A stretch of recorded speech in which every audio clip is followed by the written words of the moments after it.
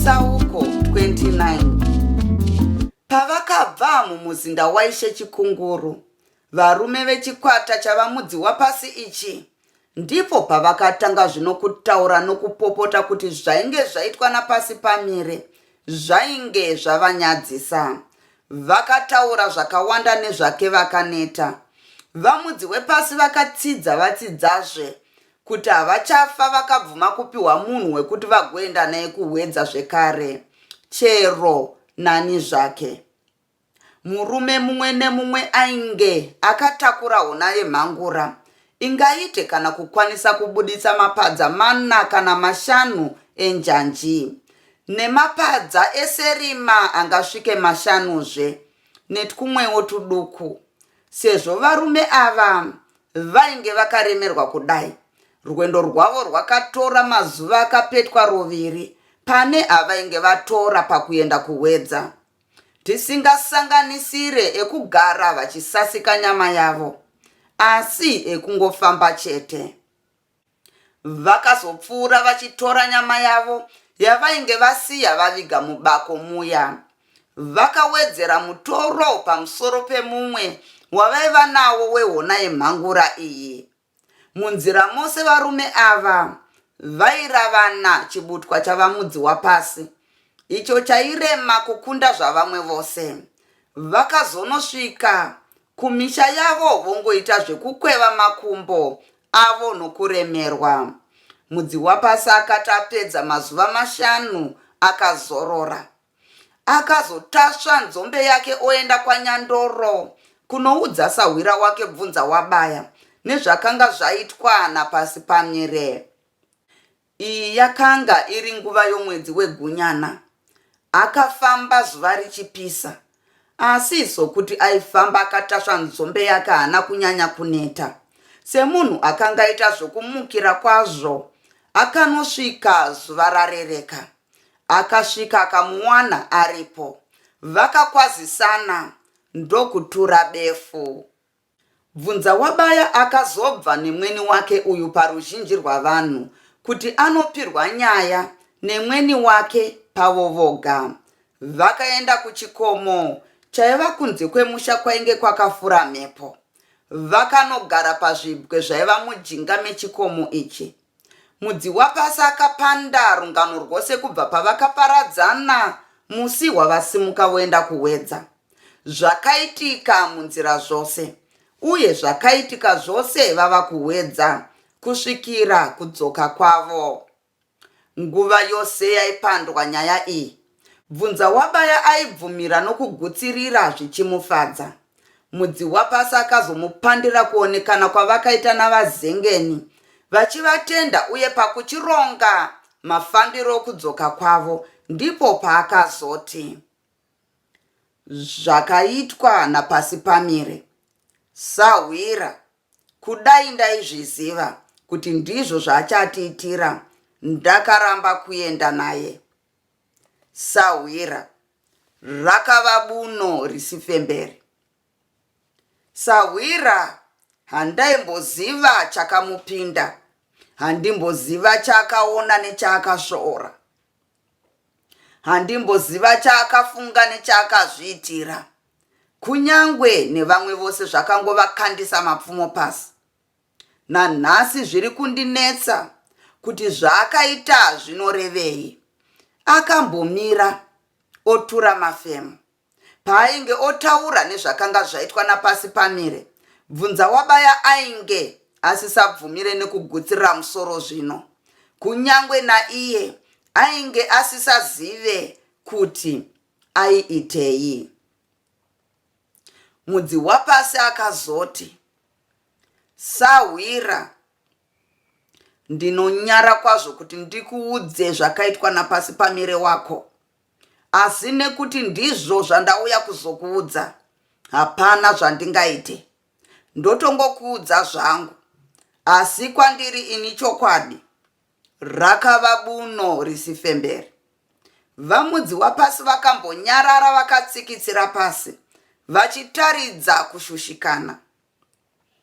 Pakamboita karunyararo, mudzi wapasi akazosimudzira kutaura achiti, sawira. Pasi pamire wako akaramba kudzoka, akasarako. Sawira, wati kudii? Akakanuka, bvunza wabaya. Ndati, pasi pamire akasarako. Akasara nehona yemhangura yako yose. Akadzokorora mudzi wapasi. Akasara nehona yemhangura yangu yandakamutuma. Uri kurevesa here, sawira, kana kuti uri kuita je? Haana kutendeseka, bvunza wabaya. Aizve, sawira, handisi mwana muduku ini ndingaite zveje nenyaya yakadai. Ugoona kuti kudii? Isuka ndipo patakanga tamupa hona yemhangura yakawanda kudarika isu. Vamwe tose nekuda kwekuti iye ainge ashanda zvakanyanya kukunda isu tose. Uye iye aiti ane simba rokutakura. Isuwo takazviona tikabvuma kuti timupe zhinji. Kwete izvozvo chete, vamwe vangu vakanga vabvuma pandakati ini tomupa yakakunda yedu, ndichiziva kuti kana ava kuno iwe uchawana seyatawanawo isu. Iyi imwe pamusoro uchamupa uchimutendawo. Asi ndipo paakasara nayo yose. Takazoti taona kuti aramba kuuya, tikadoti chitipa hako imwe hona tivigiro, bvunza wabaya. Akabva ati painge pasina mugove, wabvunza wabaya. Isu zvakabva zvatipedza simba. Ndizvo zvandati ndizokupira izvi, sawira. Akadaro mudzi wapasi. Vakomana, akadaro, bvunza wabaya asimuka zvino. Abata muchiuno achitenderera, azarirwa nehasha. Akataura ega oti, iri Rakava Buno RISIFEMBERI. Pasi pamire haangade kutamba nena achida izvi. Chokwadi, kudai ari pedyo ndatomudzika pfumo chairo. Zvino azotamba namatope pasina mvura. Ngaachitogarako asambodzoka kuno, ini ndichiri mupenyu. Pandinongomuona chete ndipo paanofira. Handizowana nguva yokutaura naye. Anodire kuda kudya chebamba, zvino zvangu ina zvidyiwe.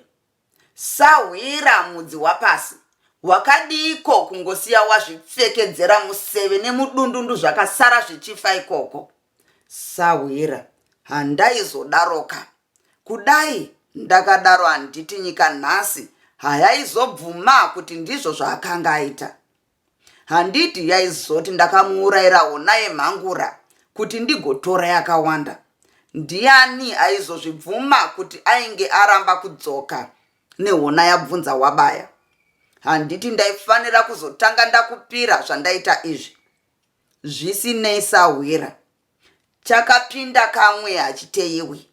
Akamunyaradza achidaro mudzi wapasi. Zvakanaka, sawira, wazviita zvako, wazondiudza. Waita chido chikuru kwazvo.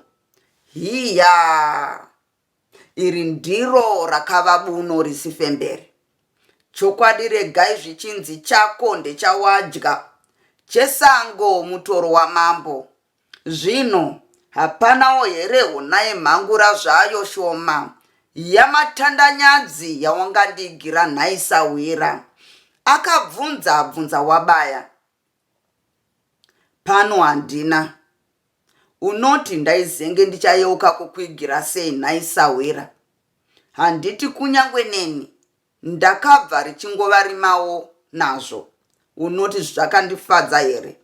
Kunyangwe ukabvunza vamwe vose vandaiva navo, ndakavaudza kuti chero neni pandinomuonera panozvarwa mwana asina vhudzi. Zvisinei, sawira, kana ukazokasika kuuya kumba kwangu ndaizokupawo yamatandanyadzi. Kudai taizviziva kuti ndizvo zvaachatiitira tisina kumbomupa nehona yose. Kudai hona iyoyo yainge yasvika, kunyangwe newewo waizofunga kuti tainge taita yokukuramwira. Waitozotendeseka izvozvo waona yedu. Chokwadi, apa tainge takuona wena. Akadaro mudzi wapasi. Sawira, chirega zvako kuramba kutaura nazvo. Unondishungurudza. Pasi pamire benzi remunhu, nyoka chaiyo, muroi chaiye. Nguva yangu yandakapedza ndichimubatsira. Ko, iko kuuya kwandakaita naye kwauri. Asika, chokwadi, ngatogarako. Waita zvako mudzi wapasi Sawira. Waita zvako nekundizivisa zvakaitika. Achadzoka zvake. Achandiziva kuti ndinonzi ani. Ndinotozomubvunza kuti ainge asarire nehuna yemhangura yangu. Ndatomubaya ini zita Rakava rangu. Akamira akatarisa kuchikomo ichi, asina waitaura naye. Mudzi wapasi akaoneka. Bvunza wabaya akangoti, zvakanaka, asina kucheuka. Mudzi wapasi akamusiya akamira apa ndokunotasva nzombe yake, odzokera pasina wainge ataura naye. Zuva rakavira, bvunza wabaya akamira kuchikomo uku. Apa akanga asisiri iye. Bvunza wabaya akazoti, nhai mudzi wepasi Sawira, zvino uchadzokerako rini? Haana akapindura. Akatendeuka kuti aone mudzi wapasi ndokuona yangova nzvimbo chete. Akamutsvaka akasamuwana. Akatarisa kuti aone kana mombe yake yainge ichiripo. Payainge yasara yakasungirirwa ndokuwana pasisina. Akazongofunga kuti zvimwe ainge aenda asina kuoneka.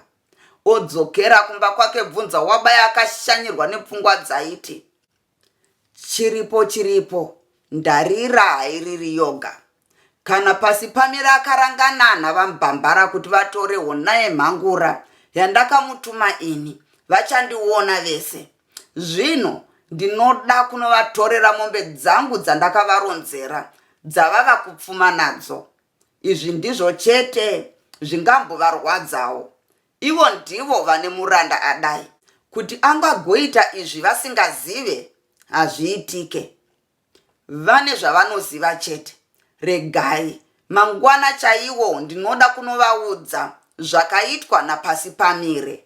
Kana vakasavhunduka, vakasapenga kuti akazviitirei, vakasaronga kuti ateverwe, anotorerwa hona yemhangura yacho, kureva kuti vane ravakarangana chete.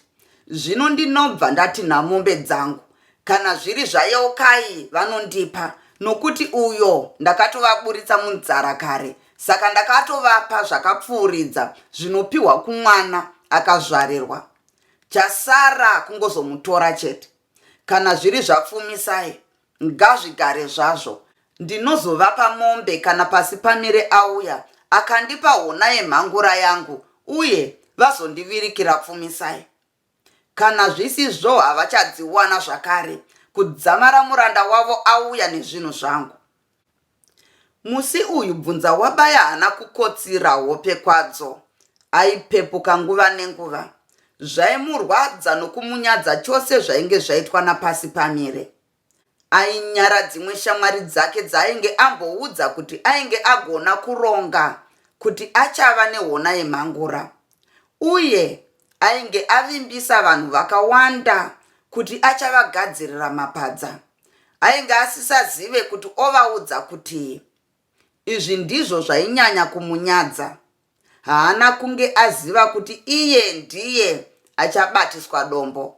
Chifumi chamangwana acho, bvunza wabaya akazofumoshevedza nhopi yatavira, ndokumupira nezvekusadzoka kwapasi pamire.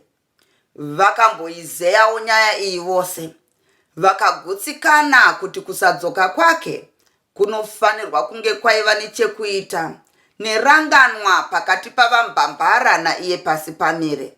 Saka vakabvumirana kuti vaende vanovaudza nezvekusadzoka uku vari vose, kuitira kuti kana vambambara vaita zvisina kuvagutsa, vobva vadzoka nemombe dzavainge varonzerwa. Izvi zvakatombosunungura mwoyo wabvunza wabaya zvishoma kuti ainge awana munhu aichema naye panyaya iyi.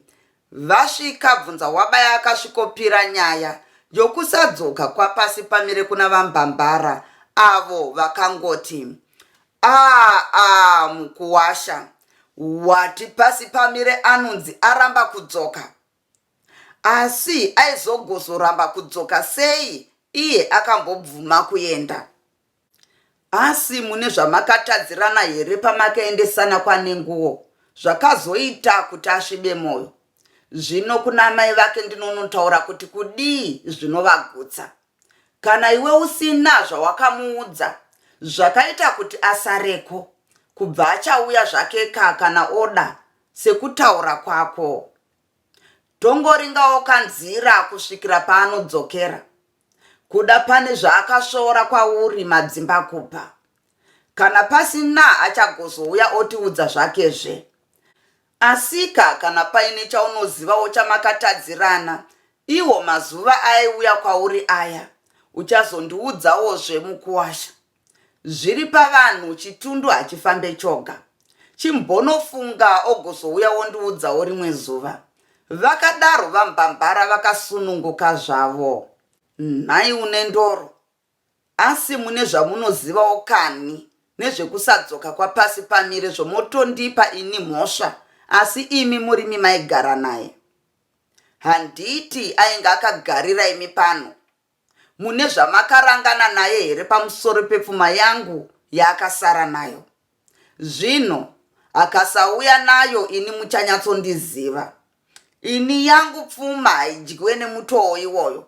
Motoona zvenyu zvekuita kuti auye nehona yemhangura yangu. Zvino une ndoro, tinofanira kuremekedzana. Inga, ini ndinokuremekedza iwo one. Zvisinei, une ndoro. Tichagozorongerana patsva kana pasi pamire auya nezvinhu zvangu zvandakamutuma. Kana asina, ini ndichagozongouya pano chete ndogozotora mukadzi wangu Yeukai, uyo wandakapedza nemi nezvake kare. Kana zviri zvapfumisai, izvi zvingagare zvazvo. Ndichagozozvifunga kana pasi pamire auya nehona yangu sekurongerana kwatakaita. Ina handichina zvimwe zvizhinji zvandichada pano. Iwe nopyataira, chipedzisa navo nyaya iya yawavinga kuno, tichidzokera zvedu. Akadaro bvunza wabaya. Nopyataira akaudza vambambara kuti ambotinha mombe dzavainge varonzerwa dziya dzose. Dzigozodzoka zvadzo kana zvinhu zvose zvadzokera pazvakanga zvakarongwa napo. Kana zvisina, bvunza wabaya aizodzoka otora mukadzi wake Yeukai. Kana nguva yacho yakwana sezvavakagara vakabvumirana. Nopyataira akasimbira kuti zvaYeukai zvainge zvisinei nezvainge zvaitwa napasi pamire, sezvo zvaiva nezvirango zvazvo. Saka iye Nopyataira ndiye aizodzoka ovazivisa. Saka vaizongotarira kwaari vozomuona nokudzoka. Vambambara vakabva vagurwa kunorira ndokuti, ko, handiti chisi chako masimba mashoma? Handiti chimwango chokukumbira hachina ndima? Handiti zvinonzi mombe yekuronzerwa kama wakaringanzira? Konda chako ragara rakarongwa iri. Zvisinei, bvunza wabaya, hautize mhosva yako nekuda kutora mombe dzako pano. Mombe unotora zvako, asiwo nyaya iyi hauitize. Unoziva zvawakaronga nevakaenda naye. Kana makamuurayira hona yemhangura iyi muchiti igozoita yenyu moga, muchazvireva pamberi pashe Nyandoro. Muchamuripa zvenyu pasi pamire. Munoziva ka kuti munhu anoripwa nemutumbi wemunhu? Ndati ugare wakazviziva izvozvo, bvunza wabaya. Ini handina zvandinopedzerana newe kwete. Iwe wongotarisawo zvichabva nekuno nekuvaridzi vemwana. Iwe ndiwe wakauya ukamutora pano. Zvino ungadai wamudzosa pano. Zvino ndipo pouya uchiti akasarako. Uchanomutora zvako. Iwe uri kutaura nezvapfumisai kuti kudii? Pfumisai agara asiri mukadzi wako. Hapana chaungambotaura nezvake. Hauna matyira wakaita sei. Unoda kuzonditonga muno mumusha mangu. Mombe dzenyu idzodzo torai nhasi chaiye, asi pasi pamire tinoda kuti mumudzose muno mamakamutora. Uchanomutora zvako kwakamisa iwe bvunza wabaya. Nhasi enda zvako kumba kwako, asi uzive kuti nyaya iyi iri mushure mako. Kana ichiripwa iyewe ndiwe ucharipa, nokuti ndiwe wakaronga zvokuhwedza zvacho. Hauna zvawakaita bvunza wabaya. Ndapedza nemi, chiitai zvamavinga. Vakadaro vambambara vagumbuka. Nhopi yataira akazoenda kudanga navambambara vonoburitsa mombe dzose dzavenge vakaronzerwa. Vakadzitinha mangwanani iwayo vanhu vose vomumusha umu vachiona. Izvi zvakashamisa nokurwadza dambudzo nataruvinga, avo vainge vofunga kuti idzi dzainge dzava mombe dzavo zvachose. Munhu wose wekwambambara akasara achinyara nokuyenda kwemombe sokunge ainge asina kupfeka. Vambambara vakasara vachigadzirira kuenda kwavamaingeni, nokuna vanyanzira kunovapira sezvo kusadzoka kwapasi pamire uye nekutorwa kwemombe dziya. Mumwoyo mavo vaiti, bvunza wabaya ari kutamba zvake. Ndinoda kuti ndinorongana vamaingeni kuti vati pasi pamire ngaaripwe nemutumbi wemunhu chaiwo. Ndinoziva kuti izvi zvichamurwadza kwazvo. Zviri nani kuti yeukai sezvo ava mukadzi wabvunza wabaya. Zviri nani kuti apiwe kuna Tawanda kutsiva pasi pamire. Kana kuti ivo voti musi unoya bvunza wabaya kuzotora mukadzi wake. Ivo vamaingeni voti kana tapa bvunza wabaya mukadzi uyu, ivo vogadza dare kuti mukadzi uyu haaende kusvikira pasi pamire adzoka. Hiya, iyi ndiyo nyaya ingambomurwadza chose. Zviri nani bvunza wabaya amborwadziwa kukunda zvaandiitira izvi. Kudai mushure mazvo pasi pamire achizodzoka amunyime hona yacho tione. Chokwadi, akangodzoka chete ndinomuudza kuti asambowana chaanopa kuna bvunza wabaya. Munhu wepi anoda kuita zvokubatira vamwe? Pfumisai haachambofa akamuwana. Neniwo ndaiva benzi, ndaidawo kumuvirikira Pfumisai. Kudai ndaiziva kuti ndizvo zvaakaita izvi, kunyangwe nayeukai ndisina kumbomuzvarira kwaari. Chiregai ndigononzwawo mazano avamwe, asi ndinoda kuti bvunza wabaya amborwadziswawo mwoyo kukunda zvaakaitwa napasi pamire izvi. Pakazosvitswa shoko rekusadzoka kwapasi pamire kuna amai vake vamaingeni. Vainge vachazviuraya nokuchema, vakamboita mazuva vasingadye neshungu. Vakazoramba vongonyengetedzwa navanhu kunyange vasekesai navaswededzai ndivo vainyanya kuvanyaradza. Yeukai naiyewo ainge asisazive chokuita. Zvaimunetsa kuti achazoonana here napasi pamire. Mwoyo wake waigara uchimuchemera. Ainge ovenga bvunza wabaya kuti ainge amuurayira pasi pamire wake. Vanyanzira vose naishe Nyandoro vakapa nguva inoita makore 3 kuti vamirire kudzoka kwapasi pamire. Kana asina kudzoka ndipo pavaiti vaizenge vachizotonga nyaya yacho, uye vakati vachapawo nguva kuna bvunza wabaya yokuti aronge nevanhu kuti vanoona kuti ainge ariko zvedi here. Vanhu ava vachaenda vaizosanganisira Tawanda, munin'ina wapasi pamire. Bvunza wabaya akabva ambososa nzira inoenda kwavambambara kwenguva yakareba. Mvura yemunhuruka yakauya, kurimwa kukaitwa. Bvunza wabaya asina kudzoka kwavambambara, asi nguva nenguva aitumira nhopi yatavira kuti azoona kana pasi pamire asina kudzoka. Izvi aiitira kuwana marongero okuti agozotuma vanhu kuwedza kwacho kuti vanoona kana ariko, seshoko rainge rabva kwaishe Nyandoro. Nguva yose aingoudzwa kuti ainge asati adzoka. Ndatenda nekuteerera kwenyu.